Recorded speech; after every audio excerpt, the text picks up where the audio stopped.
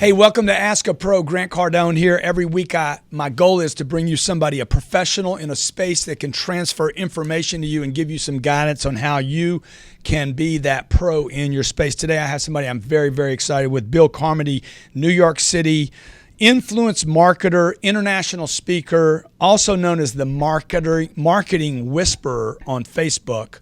Hey, Bill, great to have you on the show.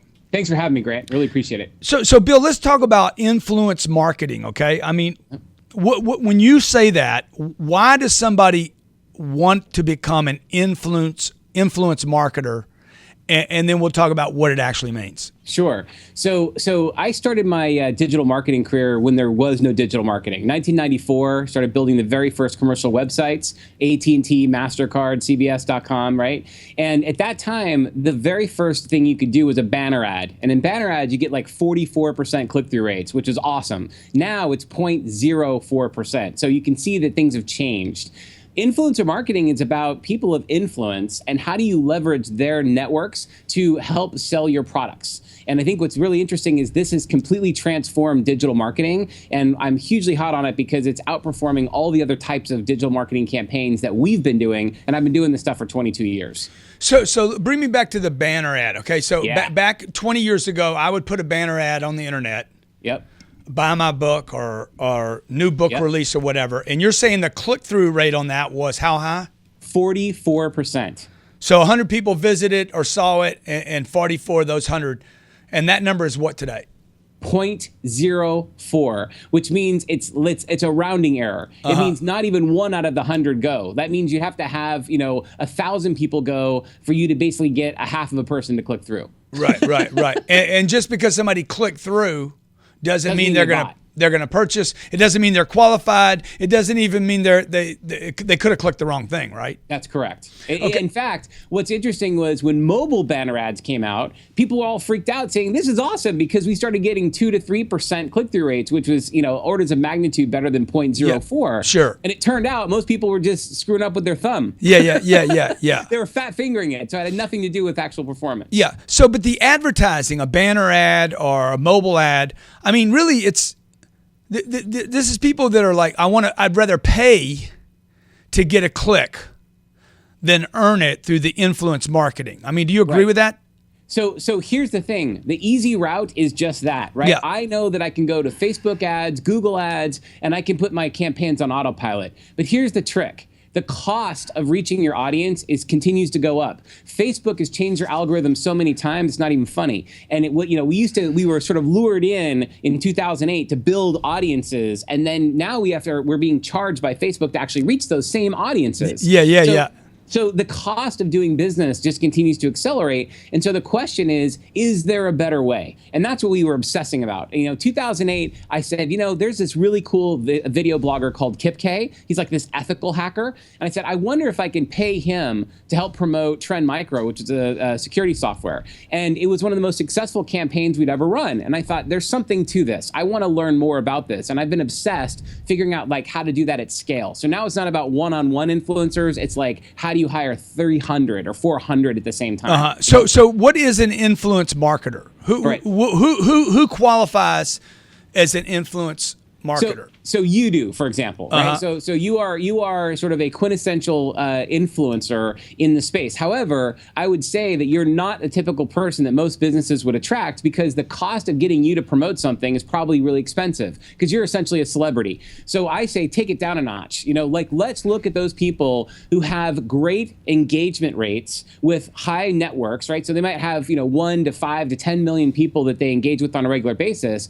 but these are people who are not as successful as you, Grant. These are people who have not figured out ways to monetize their networks. They've spent all their time building them, and they've never been able to monetize them. That's your sweet spot, because those people would take $5,000 and do the world for it, right? Because no one came to them and said, hey, if I give you some money, will you help promote my products? No one's ever done that for them, right?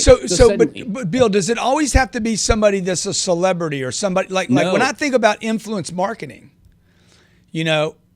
when I was first starting to create content, or when I do something with you, when I collaborate with Bill about influence marketing, okay? Am I not doing influence marketing right now? Right. So you are, but how does it monetize? Right. So in this particular case, you were creating content, right? So what you have more than most businesses have is you have a very specific process of how you get someone to engage in your newsletter, how that newsletter translates to the very first sale, how that very first sale then translates to a subscription service. You've cracked the code that most businesses have not cracked. Most businesses have newsletters that go nowhere. Most businesses create content for social media that doesn't drive ROI. Most businesses will put a lot of stuff out there just to sort of get noticed. And so I ask clients all the time, are you optimizing for fame or fortune, right? Which is it? Because, most people, I want both. Well, great. If you optimize for fortune, you get fame. It just comes with it. But if you optimize for fame, you don't necessarily get fortune. Dude, say that again, okay? So everybody understands what you just said, because I absolutely agree with you. If you optimize for fame, which is basically your ego, you don't get fortune.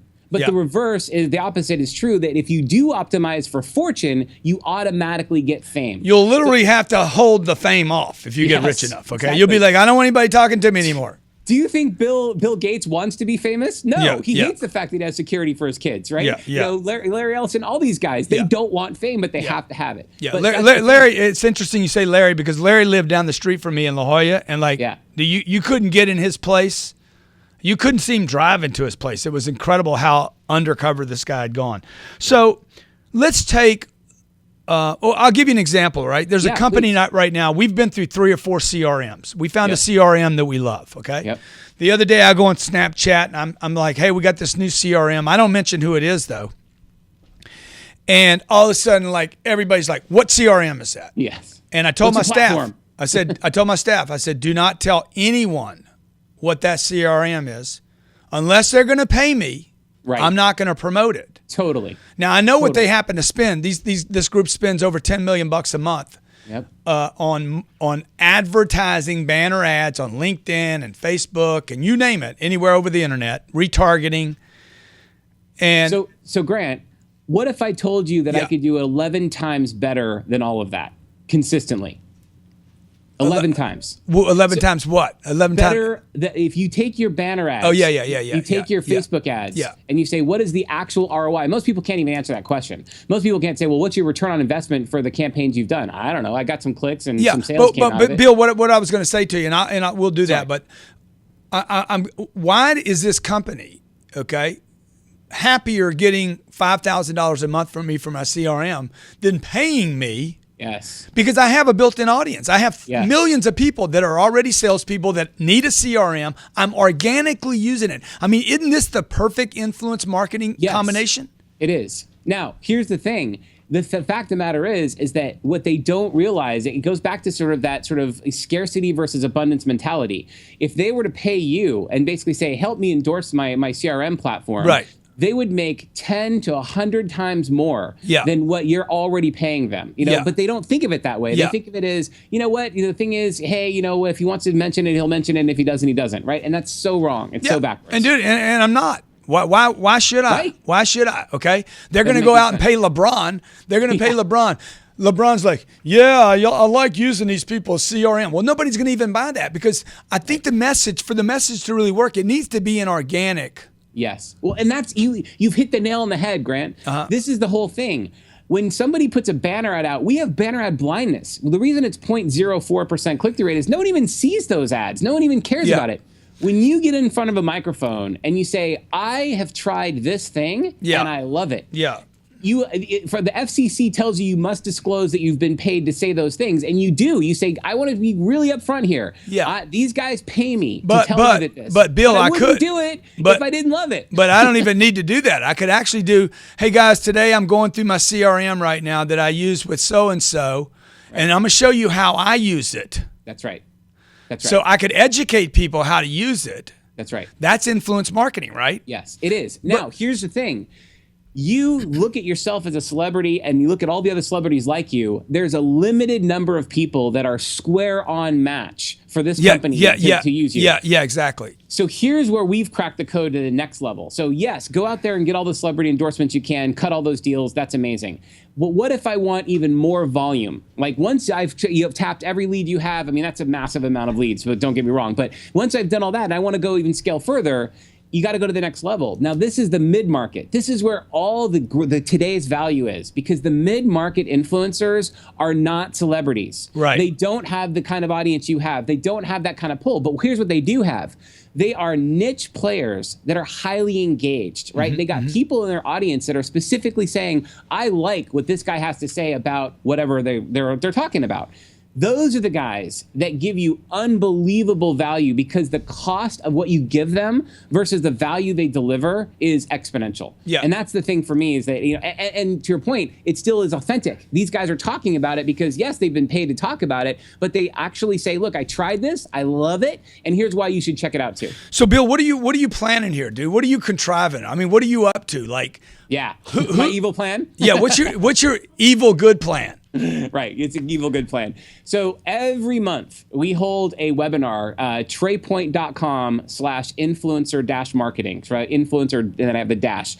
Influencer-marketing. Why we hold this webinar every month is because we think that it's, seeing is believing. Once you've actually gone through the research and you see specifically what companies like White Wave Foods or Jose Olay, I mean, there's a lot of CPG companies right now that are using this business today. They're the ones that are the early pioneers in this. But every business can benefit from this. What is CPG? Consumer packaged goods. Okay. So consumer packaged goods is like basically any product you see on the shelf, right? Coca-Cola. Got it. Anything in the freezer aisle.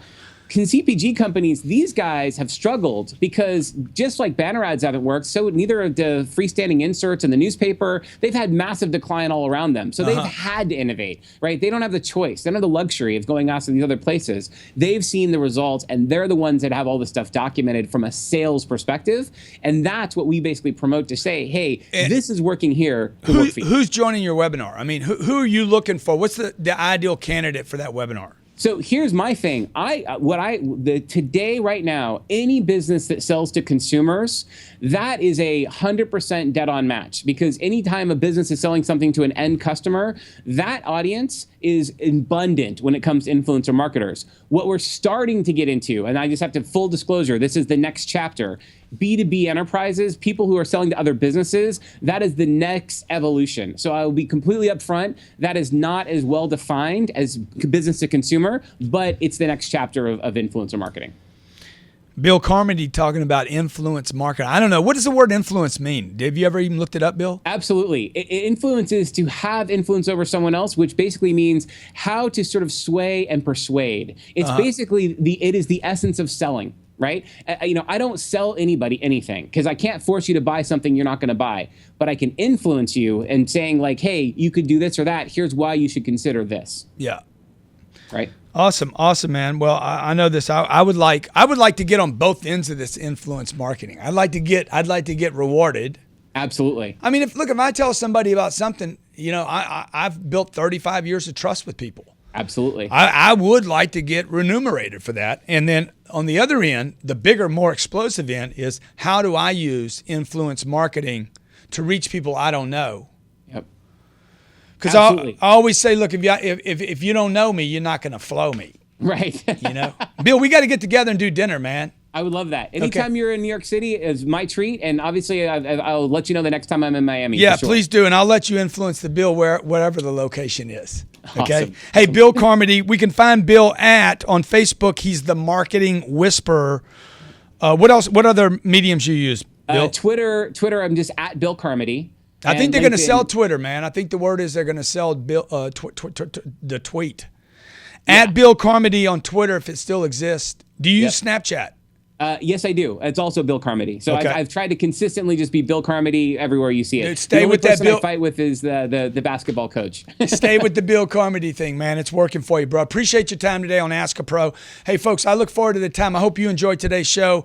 Influence marketing. You got to get some influence, and you definitely got to get some marketing. Put the two together, and you got a package. Bill Carmody, check him out. Thanks, Grant. I look forward to the day or the day in the future where you sit in the same chair Bill's sitting, and I ask you, the pro, to help our audience.